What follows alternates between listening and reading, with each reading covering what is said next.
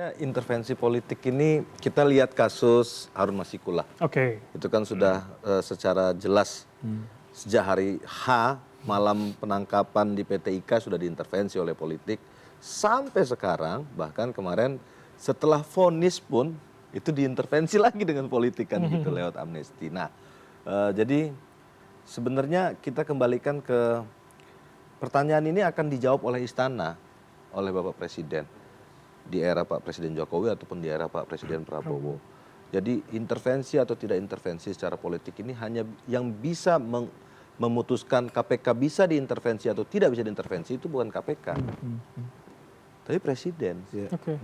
Tapi istana yang bisa memutuskan. Jadi jadi KPK selurus apapun KPK terus tegak lurus dan lain-lain, KPK kalau misalnya kata istana harus tunduk, ya harus tunduk, nggak mau bagaimana lagi.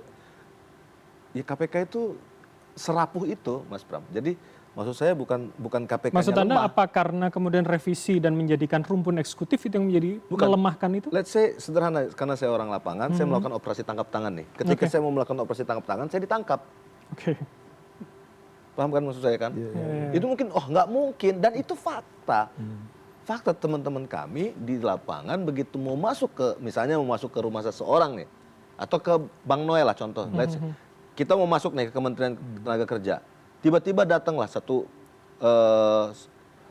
kompi kah, satu apakah, satu SSK kah dan lain-lain, atau satu grup, satu unit datang dengan bawa senjata dan kemudian menangkap kita, lalu melakukan penggeledahan terhadap kita, terhadap penyelidik dan penyidik KPK, lalu kemudian dites urin dan lain-lain.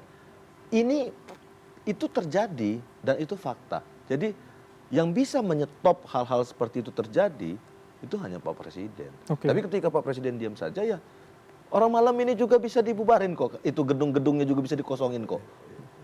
Percaya nggak Bapak-Bapak sekalian kalau saya ngomong KPK malam ini pun bisa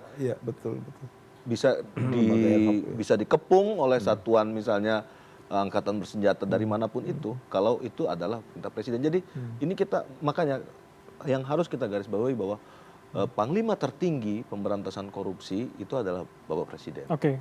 Jadi artinya political will dari seorang presiden itu akan menentukan. Jadi kualitas pemberantasan korupsi di Indonesia itu bukan ditentukan oleh KPK, jadi salah kaprah. Kalau misalnya kita jadi kalau KPK menganggap bahwa ketua dan kepengurusannya lemah itu menurut Anda tidak tepat ya? Yang memasukkan Firly Bahuri ke KPK itu siapa yang menyalonkannya? Presiden. Dan sampai hari ini yang kemudian membiarkan Pak Firly Bahuri terus berlenggeng kangkung menjadi status tersangka, nggak ditahan-tahan, nggak lanjut ke pengadilan, siapa Mas Egy jawab? Hah? Siap. Gitu. Oke.